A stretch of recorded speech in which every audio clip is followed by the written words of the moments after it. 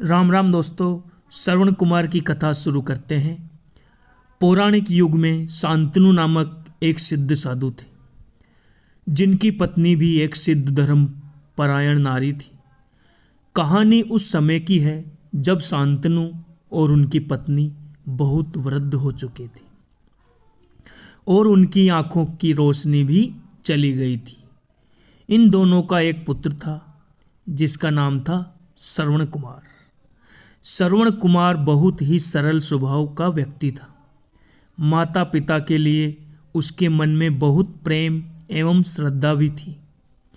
वो दिन रात अपने माता पिता की सेवा करता था। अपने माता पिता का बच्चों की तरह लालन पालन करता था। उसके माता पिता भी स्वयं को गौरवशाली महसूस करते थे और अपने पुत्र को दिन रात हजारों दुआएं देते थे।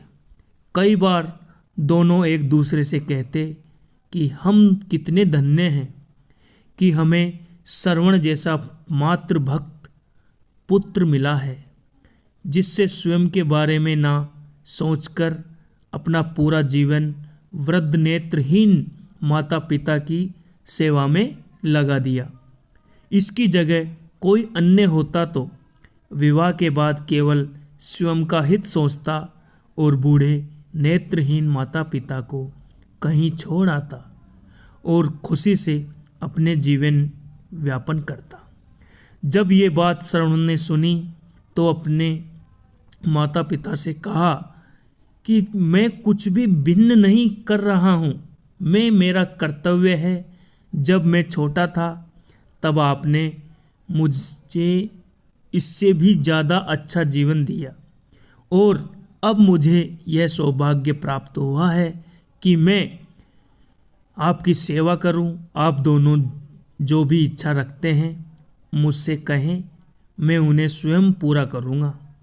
जब शांतनु और उसकी पत्नी कहते हैं, पुत्र श्रवण, हम दोनों की आयु बहुत हो चुकी है। अब जीवन का कोई भरोसा नहीं है। किसी भी समय हमारी आंखें बंद हो सकती है। ऐसे में हमारी एकमात्र इच्छा है, हम तीर्थ यात्रा करना चाहते हैं। क्या तुम हमारी यह इच्छा पूरी कर सकते हो? श्रवण कुमार अपने माता पिता के चरणों को पकड़कर अत्यंत प्रसन्नता के साथ कहता है, हाँ पिताश्री, ये तो मेरे लिए परम सौभाग्य की बात होगी कि मैं आप दोनों की इच्छा पूरी करूं।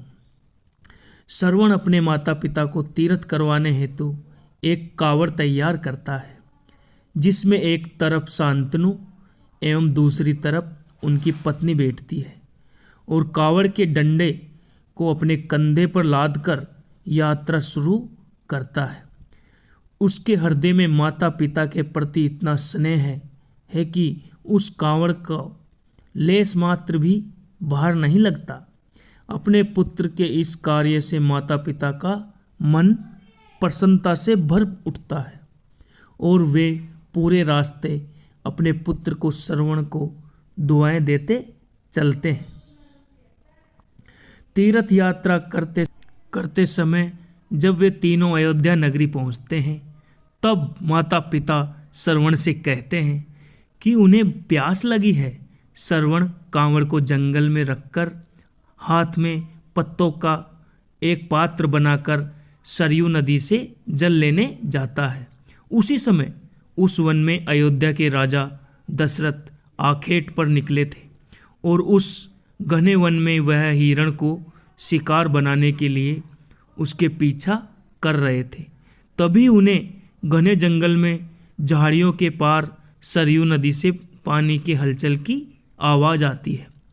उस हलचल को हिरण के पानी पीने की आवाज़ समझकर महाराज दशरथ शिकार के उद्देश्य से तीर चला देते हैं और उस तीर से श्रवण कुमार के हृदय को आघात पहुंचता है, जिससे उसके मुंह से पीड़ा भरी आवाज़ निकलती है, जिससे सुन दशरथ स्तब्ध रह जाते हैं और उन्हें अनहोनी का एहसास होता है और वे भागकर सरयू नदी के तट पर पहुंचते हैं, जहां वे अपने तीर को श्रवण के हृदय में लगा देख भयभीत हो जाते हैं और उन्हें अपनी भूल का एहसास होता है। दशरथ श्रवण कुमार के समीप जाकर उससे क्षमा मांगते हैं। तब अंतिम सांस लेता श्रवण कुमार महाराज दशरथ को अपने वृद्ध नेत्रहीन माता पिता के बारे में बताता है और कहता है कि वे प्यासे हैं, उन्हें जाकर पानी पिला दो और उसके बाद उन्हें मेरे बारे में कहना। और इतना कहकर श्रवण कुमार मृत्यु को प्राप्त हो जाते हैं। भारी हृदय के साथ महाराज दशरथ श्रवण के माता पिता के पास पहुंचते हैं और उन्हें पानी पिलाते हैं। माता पिता आश्चर्य से पूछते हैं कि उनका पुत्र कहाँ है। वे भले ही नेत्रहीन हो पर वे दोनों अपने पुत्र को आहट से ही समझ लेते थे। माता पिता के प्रश्नों को सुनकर महाराज दशरथ उनके चरणों में गिर जाते हैं और बीती घटना को विस्तार से कहते हैं। पुत्र की इस मृत्यु की खबर सुनकर माता पिता रोने लगते हैं और दशरथ से उन्हें अपने पुत्र के पास ले जाने को कहते हैं। महाराज दशरथ कावड़ उठाकर दोनों माता पिता को श्रवण के शरीर के पास ले जाते हैं और माता पिता बहुत जोर जोर से विलाप करने लगते हैं। उनके विलाप को देख महाराज दशरथ को अत्यंत ग्लानि का आभास होता है और वे अपनी करनी की क्षमा याचना करने लगते हैं। लेकिन दुखी पिता शांतनु महाराज दशरथ को श्राप देते हैं कि जिस तरह शांतनु पुत्र वियोग में मरूंगा उसी प्रकार तुम भी पुत्र वियोग में ही मरोगे। इतना कहकर दोनों माता पिता अपने शरीर को त्याग मृत्यु को प्राप्त हो जाते हैं।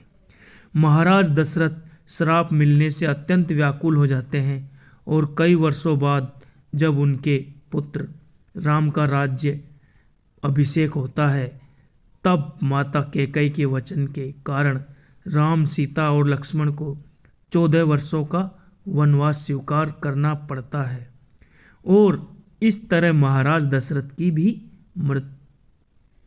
मृत्यु भी पुत्र वियोग में ही होती है।